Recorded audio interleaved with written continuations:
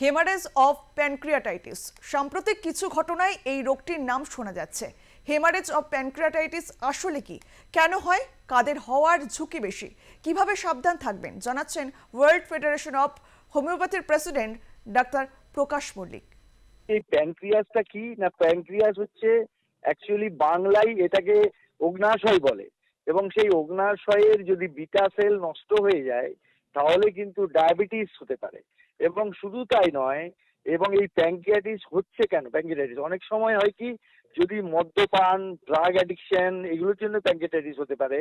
এবং এছাড়াও যেটা হতে পারে সেটা হচ্ছে কিছু মানসিক রোগগ্রস্ত মানুষের যে মানসিক ওষুধ প্রয়োগ করা হয়, সেই ওষুধের সাইড এফেক্ট হিসেবে প্যানক্রিয়াসে ইনফ্লামেশন হতে পারে, এবং সেক্ষেত্রে তার যে ব্লিডিং হতে পারে, ব্লিডিং মানে তার হেমোরেজিক সেই কন্ডিশনটা এমন একটা গুরুত্বপূর্ণ হয়ে যায় যে যে কোনো মুহূর্তে মানুষ কিন্তু মারা যায়, তার ট্রিটমেন্টের সুযোগ থাকে না।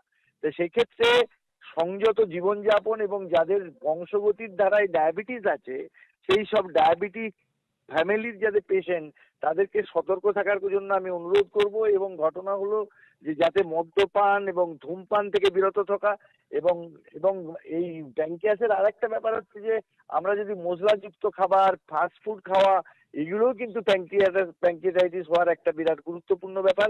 তাই প্যানক্রিয়াসকে ভালো রাখতে হলে, নিজের জীবনকে সুস্থ রাখতে হলে আমাদের মদ্যপান, ধূমপান এবং ফাস্টফুড খাওয়া থেকে বিরত থাকতে হবে। এক্ষেত্রে অবশ্যই চিকিৎসকের পরামর্শ নেওয়া যেতে পারে। আমাদের হোমিওপ্যাথি চিকিৎসায় ভালো ওষুধ আছে, এবং এটাই হেমোরেজিক প্যানক্রিয়াটাইটিস ছাড়াও অ্যাকুইট প্যানক্রিয়াটাইটিস এবং ক্রনিক প্যানক্রিয়াটাইটিসের ব্যাপার আছে। তবে এক্ষেত্রে পরীক্ষা নিরীক্ষা করে চিকিৎসা নিলে এই সমস্যার হাত থেকে বা অকাল মৃত্যুর হাত থেকে রক্ষা পাওয়া সম্ভব।